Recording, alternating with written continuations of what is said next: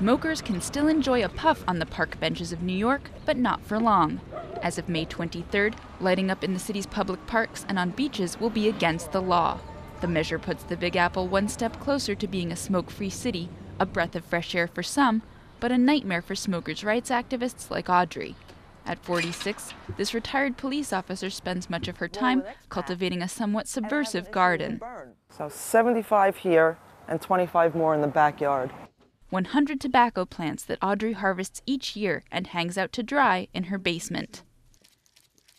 Just keep pushing it down until you fill up one line. There should be some space between it. They need to get air. The cigarettes Audrey gets from each crop can save her up to $8,000. As a dedicated smoker, she feels the impending ban is an attack on her most basic rights.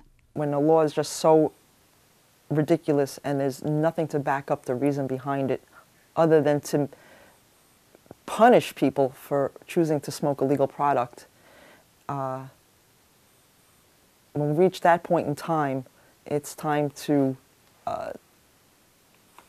give them the middle finger and say we won't comply.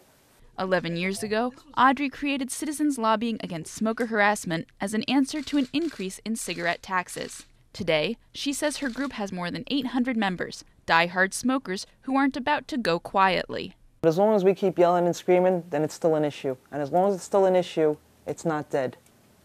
Audrey has invited her fellow tobacco users to a smoke-in at the end of May to show their solidarity and take one last drag under the trees.